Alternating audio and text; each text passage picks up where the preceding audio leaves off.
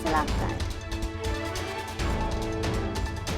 ಇನ್ನು ಆರೋಪಿ ಬಂಧನದ ವೇಳೆ ಪೊಲೀಸರಿಂದ ಗುಂಡೇಟು ಕೊಟ್ಟಂತಹ ಪ್ರಕರಣಕ್ಕೆ ಸಂಬಂಧಪಟ್ಟಂತೆ Kalaburagi police commissioner Sharanappa ST ಸ್ಪಷ್ಟನೆ ಕೊಡೋದಕ್ಕೆ ಮುಂದಾಗಿದ್ದಾರೆ. ನಿನ್ನೆ ಸೆಂಟ್ರಲ್ ಜೈಲಿನಿಂದ ಮೂವರು ಎಸ್ಕೇಪ್ ಆಗಿದ್ರು. ಆರೋಪಿಗಳ ಬಂಧನಕ್ಕಾಗಿ ಅಂತರ್ ಜಿಲ್ಲಾ ತಂಡವನ್ನು ರಚನೆ ಮಾಡಿದ್ರು. ಆರೋಪಿಗಳ ಬಂಧನಕ್ಕಾಗಿ ತಂಡಗಳನ್ನು ರಚನೆ ಮಾಡಿದ್ವಿ. ಕಲಬುರಗಿ ನಗರ ಎಸ್ಪಿ, ಬೀದರ್, ಯಾದಗಿರಿ ಎಸ್ಪಿಗಳಿಗೆ ಮಾಹಿತಿಯನ್ನು ನೀಡಿದ್ವಿ.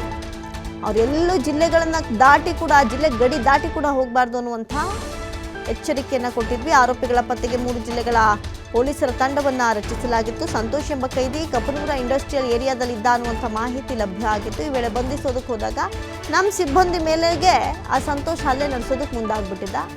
ಆತ್ಮರಕ್ಷಣೆಗಾಗಿ ನಮ್ಮ ಸಿಬ್ಬಂದಿ ಮೊದಲು ಗಾಳಿಯಲ್ಲಿ ಗುಂಡು ಹಾರಿಸಿದ್ದಾರೆ. ಆ ಸಂದರ್ಭದಲ್ಲೂ ಕೂಡ ಆತ ಸರೆಂಡರ್ ಆಗಿಲ್ಲ. ಒಂದು ಸುತ್ತು ಗಾಳಿಯಲ್ಲಿ ಗುಂಡು ಹಾರಿಸಿದ್ದಾರೆ, ಸರೆಂಡರ್ ಆಗ್ಬಿಡು ಅಂತ ಹೇಳಿ. ಹಂಗೂ ಈತ ಮುಂದಾಗಿಲ್ಲ, ಜೊತೆಗೆ ಸಿಬ್ಬಂದಿಗೇನೆ ಹಲ್ಲೆ ಮಾಡೋದಕ್ಕೆ ಮುಂದಾಗಿದ್ದ. ಆ ಸಂದರ್ಭದಲ್ಲಿ ಬೇರೆ ಏನೂ ಕಾರಣ ಇರಲಿಲ್ಲ. ಈ ವೇಳೆ ಸರೆಂಡರ್ ಆಗದ ಹಿನ್ನೆಲೆ ಕೈದಿಯ ಬಲಗಾಲಿಗೆ ಗುಂಡು ಹೊಡೆದಿದ್ದಾರೆ. ಪರಾರಿಯಾದ ಇನ್ನಿಬ್ಬರು ಕೈದಿಗಳಿಗಾಗಿ ತೀವ್ರ ಹುಡುಕಾಟವನ್ನು ನಡೆಸಲಾಗ್ತಾ ಇದೆ ಅಂತ ಹೇಳಿ Kalaburagi police commissioner Sharanappa S T ಸ್ಪಷ್ಟನೆಯನ್ನು ಕೊಡೋದಕ್ಕೆ ಮುಂದಾಗಿದ್ದಾರೆ.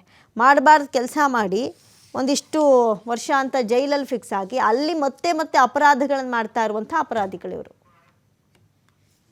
Central Prison Kalburgi. A case was taken up in Fartabad police station and manhunt was launched by multiple special teams from city police and also from the range.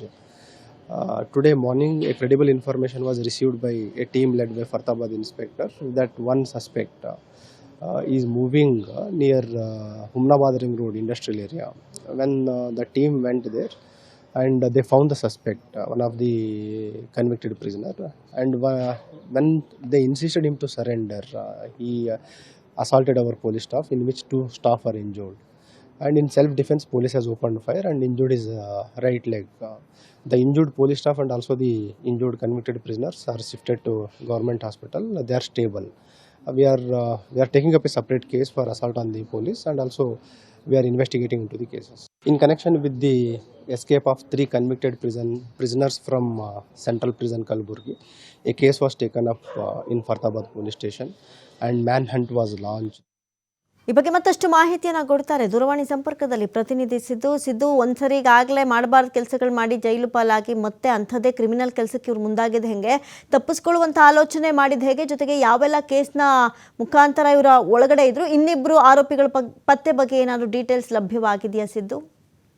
ಹೌದು ಅಮೃತ, ಏನಂದ್ರೆ ನಿನ್ನೆ Kalaburagi central ಜೈಲಿನ 3 ಜನ ಕೈದಿಗಳು ಪರಾರಿಯಾಗಿದ್ದ ಪ್ರಕರಣ ಯಾಕಂದ್ರೆ ಸಂಚಲನ ಮೂಡಿಸಿತ್ತು. ಈ ಹಿನ್ನೆಲೆಯಲ್ಲಿ ಕಲಬುರಗಿ ಪೊಲೀಸರು ತುಂಬಾ ಅಲರ್ಟ್ ಆಗಿರ್ತಕ್ಕಂಥದ್ದು. ಅಲರ್ಟ್ ಆಗೋ ಮೂಲಕ ಓರ್ವ ಆರೋಪಿಯನ್ನ ಇವತ್ತು ಬಂಧಿಸಿದ್ದಾರೆ. ಕಲಬುರಗಿ ನಗರದ ಕಪನೂರ್ ಇಂಡಸ್ಟ್ರಿಯಲ್ ಏರಿಯಾದಲ್ಲಿ ಆತನ ಮೂವ್ಮೆಂಟ್ ಬಗ್ಗೆ ಪೊಲೀಸರಿಗೆ ಒಂದು ಮಾಹಿತಿ ಸಿಗುತ್ತೆ. ಈ ಹಿನ್ನೆಲೆಯಲ್ಲಿ ಆಗ್ತಾನೆ. ಆ ಹಿನ್ನೆಲೆಯಲ್ಲಿ ಗಾಳಿಯಲ್ಲಿ ಫೈರಿಂಗ್ ಮಾಡ್ತಾರೆ, ಆದ್ರೂ ಆತ ನಿಲ್ಲೋದಿಲ್ಲ.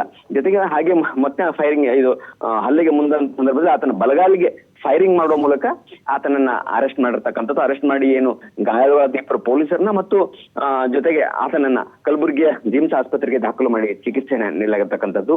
ಈ ಹಿನ್ನೆಲೆಯಲ್ಲಿ ಸ್ಥಳಕ್ಕೆ ಪೊಲೀಸ್ ಕಮಿಷನರ್ ಶರಣಪ್ಪ ಅವರು ಭೇಟಿ ನೀಡಿರ್ತಕ್ಕಂಥದ್ದು, ಹಿರಿಯ ಅಧಿಕಾರಿಗಳು ಭೇಟಿ ನೀಡಿದ್ದಾರೆ. ಇನ್ನಿಬ್ಬರು ಖೈದಿಗಳು ಇದ್ದಾರೆ, ಅವರ ಒಂದು ಬಂಧನಕ್ಕೂ ಸಹಿತ ಜಾಲ ಬೀಸಲಾಗಿದೆ ಅಂತಕ್ಕಂಥ ಮಾಹಿತಿ ತಿಳಿದು ಬಂದಿರತಕ್ಕಂಥದ್ದು. ಅಮೃತ.